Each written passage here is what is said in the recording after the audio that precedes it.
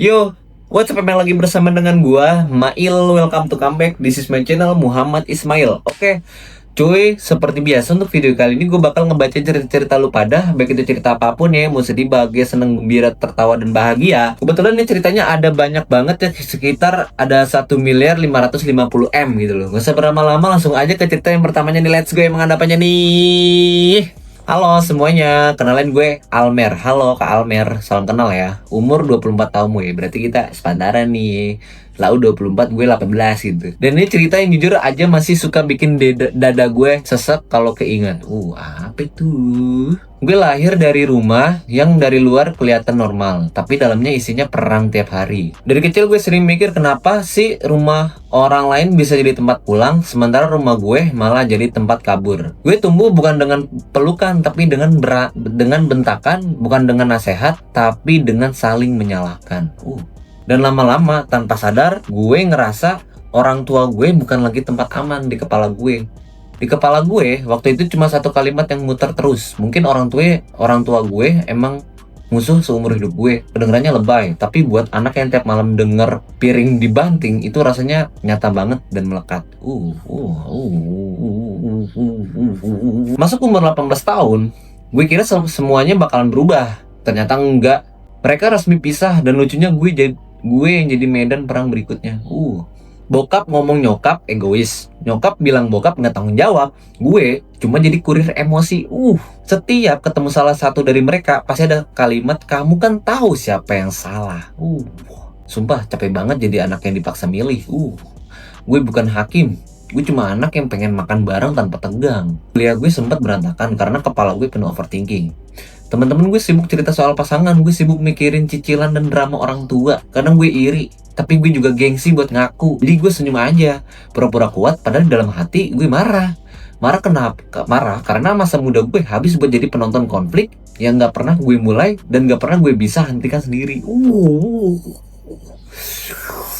Ini cepat dulu kali ini karena udah buka puasa kan. Ini udah waktunya udah malam juga gitu. Sorry ya. Ini cerita gue emang apa adanya banget gitu loh. Gue ngerokok ya. Lanjut. Umur 22, gue mulai kerja dan mutusin buat ngekos. Bukan karena nggak sayang, tapi karena mental gue udah tipis banget. Setiap pulang ke rumah rasanya kayak masuk zona perang. Anehnya, makin jauh gue dari mereka, makin gue sadar satu hal. Gue selama ini benci, tapi gue juga luka. Dan luka itu nggak pernah sembuh, karena tiap ketemu pasti kebuka lagi. Gue sempat ngerasa bersalah, ngerasa jadi anak durhaka, karena di kepala gue ada pikiran kenapa gue harus lahir di keluarga kayak gini. Jahat banget kan kedengerannya. Tapi itu jujur, gue cuma pengen hidup normal, punya rumah yang gak bikin deg-degan tiap buka pintu. Dan dari situ gue mulai pelan-pelan belajar, mungkin mereka bukan musuh, tapi dua manusia dewasa yang gagal berdamai. Mungkin. Dan gue kebetulan lahir di tengah kekacauan itu tanpa pernah diminta. Sekarang gue 24, dan hubungan gue sama mereka masih naik turun. Tapi gue lagi belajar bikin batasan. Kalau obrolan mulai menyerempet nyalain satu sama lain, gue pilih diem atau pamit. Dalam gue, dulu gue pikir jadi anak baik itu harus nurut terus, dengerin semua keluhan mereka. Ternyata enggak. Jadi anak baik juga berarti juga kesehatan mental, jaga kesehatan mental. Gue mulai terapi, mulai ngobrol sama temen yang beneran peduli, dan mulai nerima kalau masa kecil gue nggak ideal. Apakah gue masih sakit hati? Kadang. Apakah gue masih marah? Iya, sesekali. Tapi sekarang gue nggak lagi nganggap mereka musuh seumur hidup. Gue cuma lagi berdamai sama kenyataan kalau orang tua gue manusia biasa yang punya salah. Dan gue meskipun tumbuh di rumah yang retak, tetap punya hak buat hidup bahagia dan bikin versi keluarga gue sendiri nanti lebih sehat dan penuh cinta. Amin ya. Amin, friend. Gue doain nih, semoga kehidupan lu penuh cinta terus, friend. Tahu friend gue, friend. Buat lo yang mungkin lagi ngerasa hal yang sama, gue cuma mau bilang, lo gak sendirian. Rumah yang gak utuh bukan berarti masa depan lo juga harus ikut hancur kan? Ya juga sih. Kita emang gak bisa milih lahir di keluarga kayak apa, tapi kita bisa milih mau jadi orang dewasa yang kayak gimana. Kalau selama ini lo ngerasa orang tua lo musuh, gak apa-apa, itu valid. Tapi jangan biarin rasa itu ngerampas masa depan lo. Pelan-pelan sembuh, pelan-pelan bangun hidup lo sendiri. Oke, segitu dulu cerita dari gue, Almer. Thank you ya. Thank you banget udah dengerin dan baca sampai akhir. Thank you ya, udah nge-sharing juga gitu loh. Kalau ngerasa relate, jangan lupa share dan tulis cerita lo juga. Tuh ya, jangan lupa tuh ya, kirim cerita lo ke email gue tuh di deskripsi itu. Terus juga jangan segan-segan bercerita di kolom komentar gue gitu loh ya. Oke, next di cerita selanjutnya nih, emang ada apanya sih? Halo semuanya, kenalin gue Keanu, 27 tahun. Jujur aja gue nggak pernah nyangka bakal cerita beginian ke publik. Tapi mungkin ini saatnya. Dari kecil rumah gue nggak pernah sepi, tapi bukan karena hangat, lebih karena drama. Nyokap bokap gue dua-duanya sukses di karir, tapi gagal total soal komunikasi. Di luar mereka kelihatan harmonis, upload foto keluarga tiap ulang tahun. Captionnya manis banget. Tapi begitu pintu rumah tertutup, suasananya langsung beda. Sindiran, nada tinggi, saling compare penghasilan, sampai perang dingin yang bisa berminggu-minggu. Gue tumbuh jadi anak yang sensitif. Lama-lama suara pintu kebanting. Sedikit ribut aja, jantung gue langsung deg-degan. Lama-lama gue mikir, ini orang tua kok rasanya lebih kayak rival ya, daripada partner hidup. Dan anehnya, gue selalu ada di tengah, jadi penonton setia sekaligus tameng yang gak pernah daftar buat ikut perang. Dalam, friend. Masuk usia 19, konflik mereka makin toksik karena urusan bisnis keluarga. Bokap mendukung nyokap nggak loyal. Nyokap bilang bokap manipulatif. Gue diseret buat bela salah satu. Setiap gue coba netral, mereka bilang gue nggak peduli. Padahal justru karena gue peduli, gue capek. Kuliah gue sempet keteteran karena kepikiran gue kebagi dua. Siang pura-pura fokus presentasi, malam jadi tempat curhat dua orang dewasa yang harusnya lebih mateng. Ironis banget kan? Anak yang lagi belajar dewasa malah harus jadi penasehat rumah tangga. Anjing. Dari situ gue mulai ngerasa amarah. Bukan cuma ke mereka tapi ke keadaan. Kenapa kebahagiaan keluarga gue harus selalu kelihatan palsu? Kenapa harus jaga image keluarga di luar, sementara di dalam hati gue retak? Rasanya kayak hidup gue cuma properti buat nutupin ego mereka yang gak pernah selesai sampai sekarang. Umur 23 mereka resmi pisah, tapi tetap satu kantor. Drama gak berhenti, cuma pindah lokasi.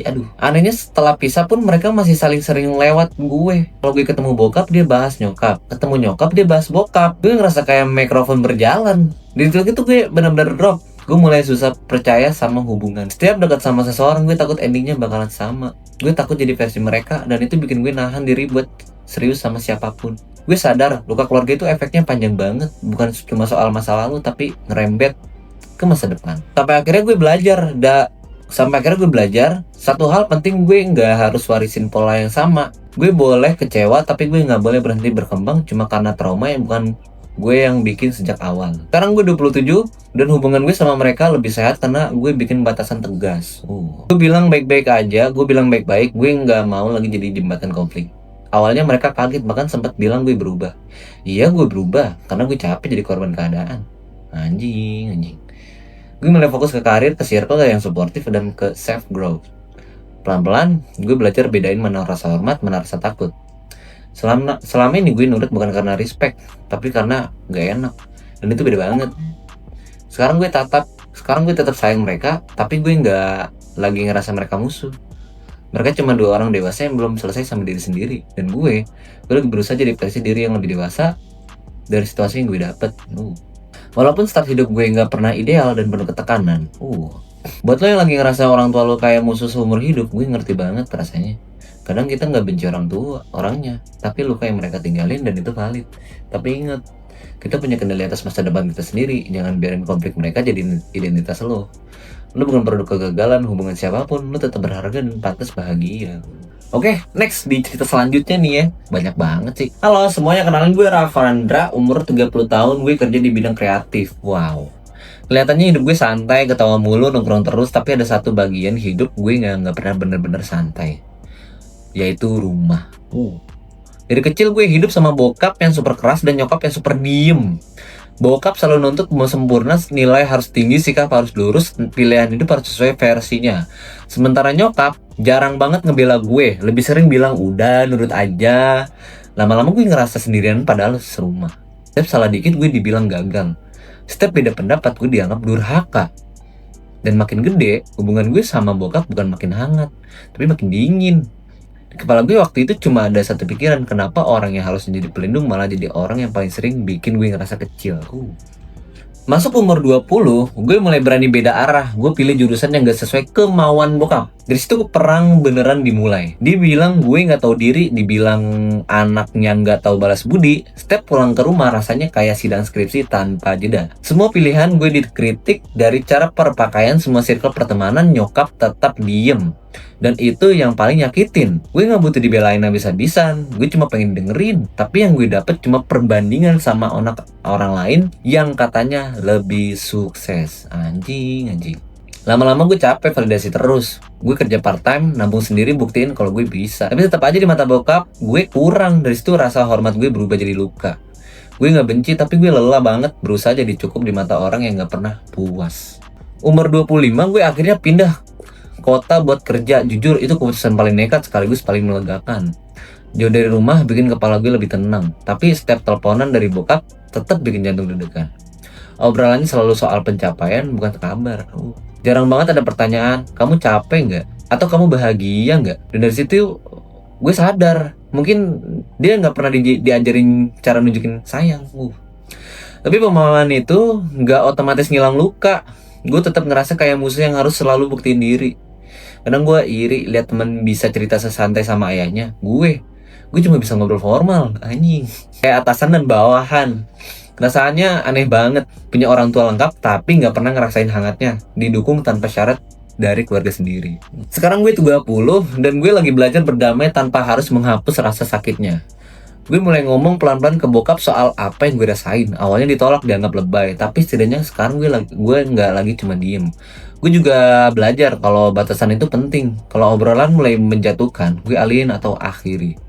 Dulu gue takut dianggap anak gak sopan, sekarang gue sadar menjaga mental bukan berarti kurang ajar.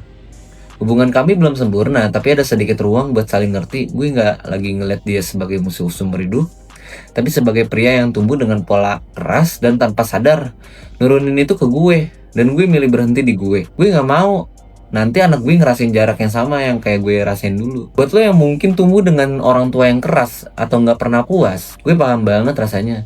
Capek jadi anak yang harus selalu kuat, tapi ingat, nilai diri lo nggak ditentuin sama ekspektasi siapapun. Lo tetap cukup bahkan saat mereka nggak bilang itu. Luka dari rumah emang nyata, tapi itu bukan akhir cerita hidup lo. Lo masih bisa bikin versi keluarga yang lebih hangat. Oke, segitu dulu cerita dari gue, Ravandra. Thank you ya, banget udah nemenin sampai akhir. Kalau lo relate, jangan lupa share dan tulis cerita lo juga.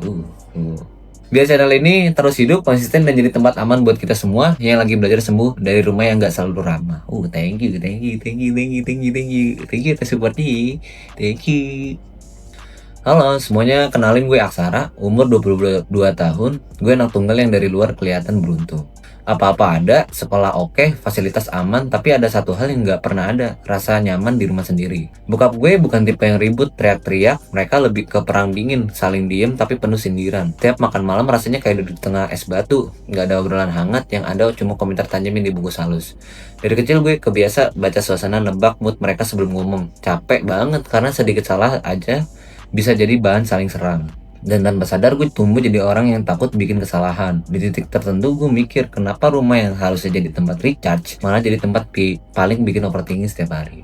Masuk umur 17 gue mulai sadar masalahnya bukan cuma soal komunikasi, tapi soal ego. Bokap selalu pengen dihormati tanpa mau dengerin, nyokap pengen dia mengerti tanpa mau ngomong jujur. Gue sering jadi tempat curhat sepihak. Nyokap sering cerita kecewa sama bokap cerita capek sama nyokap. Gue dengerin semua tapi gak pernah ada yang nanya perasaan gue gimana. Lama-lama gue ngerasa kayak tempat sampah emosi. Di sekolah gue ceria, di rumah gue jadi pendiam. Bahkan ulang tahun pun kadang cuma formalitas foto bareng tanpa rasa. Di situ gue mulai punya pikiran yang gak enak. Kok rasanya orang tua gue lebih sibuk saling buktiin pada siapa paling tersakiti daripada mikirin anaknya ya. Dan dari situ jarak emosional gue makin jauh, walaupun fisik kami tetap satu atap setiap hari. Umur 20 konflik makin pecah. Waktu masalah finansial datang, bisnis bokap turun, nyokap mulai kerja lagi dan sering dibanding-bandingin. Rumah makin tegang, gue yang lagi kuliah online jadi saksi semuanya. Pernah satu malam mereka debat besar soal uang. Dan nama gue ikut disebut sebagai beban biaya. Sumpah, itu nusuk banget. Sejak saat itu gue bertekad kerja freelance buat nutupin kebutuhan sendiri. Bukan cuma soal uang, tapi soal harga diri. Tapi tetap aja, tiap ada masalah baru, suasana rumah berubah kayak medan perang sunyi. Sering mikir buat kabur, tapi ada rasa tanggung jawab yang nahan. Di kepala gue muncul kalimat, mereka ini orang tua atau lawan debat seumur hidup. Kedengeran kasar, tapi itu jujur banget dari hati gue. Waktu itu yang lagi lelah banget. Sekarang gue 22 dan lagi belajar bikin batasan sehat. Gue mulai berani bilang kalau gue gak nyaman dijadikan penengah. Awalnya mereka kaget, bahkan sempat bilang gue berubah. Iya, gue berubah karena gue capek. jadi penonton drama tanpa jeda. Gue mulai fokus ke kuliah, kerja kecicilan, dan cari ruang aman di luar rumah. Anehnya ketika gue berhenti terlibat terlalu dalam, suasana jadi sedikit lebih netral. Mungkin karena mereka sadar gue bukan lagi anak kecil yang bisa diseret ke tengah konflik. Gue masih sayang mereka, tapi sekarang gue lebih sayang ke diri gue sendiri. Bagus lah, friend. Harus itu. Gue nggak lagi nganggap mereka musuh, tapi gue juga nggak memaksakan hubungan harus sempurna. Gue cuma lagi berusaha tumbuh tanpa mewarisi pola yang sama suatu hari nanti. Amin, friend. Buat lo yang mungkin tumbuh di rumah penuh perang dingin, gue mau bilang satu hal. Lo nggak lebay, luka yang nggak berisik tetap luka. Dan lo berhak merasa capek, tapi jangan biarin situasi rumah ngebentuk soal jadi versi paling takut dari diri lo sendiri. Sampai ketemu di cerita berikutnya ya. Thank you ya. Thank you banget udah nge-share cerita lo ke gue. Oke, next cerita selanjutnya ada apanya nih? Halo semuanya, kenalin gue Elvano. Halo Bang Elvano, salam kenal sebelumnya ya. Umur 29 tahun, gue kerja di dunia hospitality. Tiap hari ketemu orang dan dituntut ramah terus. Ironisnya senyum paling berat justru gue pakai waktu tuh masih tinggal di rumah orang dulu. Bokap gue tipe yang gampang emosi, sementara nyokap itu tipe yang selalu membenarkan apapun yang bokap lakuin. Dari kecil gue udah biasa hidup dalam aturan yang gak pernah bisa gue pahami. Pas sedikit dimarahin, beda pendapat dibilang melawan. Lama-lama gue ngerasa bukan lagi anak, tapi kayak bawahan yang harus nurut tanpa suara. Kalau gue coba jelasin perasaan gue, jawabannya cuma orang tua selalu bener. Dari situ gue mulai tumbuh jarak. Bukan cuma jarak obrolan, tapi jarak hati. Dan di kepala gue waktu itu cuma ada satu pikiran pahit. Kenapa yang harus lindungin gue malah jadi sumber luka paling konsisten? Anjing. Umur 18 gue diterima kuliah di kota lain. Harusnya itu momen bahagia, tapi bokap malah marah karena gue gak pilih jurusan yang dia mau. Dia bilang gue egois, gak mikirin keluarga. Nyokap cuma bilang gue harus minta maaf biar suasana reda. Gue akhirnya berangkat kuliah dengan rasa bersalah, bukan bangga, tapi setiap telepon dari rumah isinya kritik bukan dukungan. IPK gue naik, gue kerja sambilan, tapi tetap dianggap kurang. Yang bikin gue makin drop adalah ketika bokap bilang kalau gagal jangan balik. Nah, kalimat itu nempel banget sampai sekarang. Sejak saat itu gue berjanji sama diri sendiri buat mandiri total. Karena gue gak butuh keluarga, tapi karena gue lelah berharap dimengerti. Anjing. Di situ rasa hormat gue berubah jadi benteng pertahanan. Karena tiap pulang rasanya seperti untuk wilayah musuh sendiri. Umur 23 gue lulus dan langsung kerja. Gue jarang pulang, lebih sering kirim uang sebagai bentuk tanggung jawab. Tapi setiap gue datang suasananya tetap sama. Komentar soal gaji, soal pasangan, soal kapan nikah. Semua selalu salah di mata bokap. Pernah satu momen gue meledak dan bilang kalau gue capek dibanding-bandingin, bukan didengerin, gue malah dibilang kurang ajar. Malam itu gue sadar satu hal penting.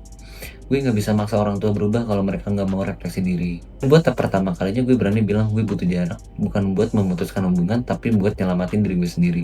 Berat banget, anjing. Tapi lebih berat lagi kalau gue terus bertahan di pola yang bikin gue ngerasa kecil dan gak pernah cukup setiap hari tanpa jeda. Sekarang gue 29 tahun dan hubungan kami masih canggung, tapi lebih jujur. Gue udah gak berusaha jadi anak sempurna versi mereka, gue fokus jadi versi terbaik buat diri gue sendiri. Kalau obrolan mulai menjatuhkan, gue alihin atau gue tutup dengan tenang. Dulu gue takut dicap anak durhaka, sekarang gue sadar batasan itu bukan pemberontak, itu bentuk self respect. Bokap masih keras, nyokap masih defensif, tapi gue nggak lagi nelen. Semuanya mentah-mentah. Gue lagi nggak nelen mentah-mentah. Gue belajar bahwa memaafkan bukan berarti melupakan, tapi melepaskan beban yang bikin gue terus marah. Mereka mungkin nggak sadar betapa dalam luka yang pernah mereka bikin, tapi gue milih berhenti menyebut mereka musuh. Gue cuma nggak mau lagi perang yang sama terus berulang sampai nanti gue punya keluarga sendiri.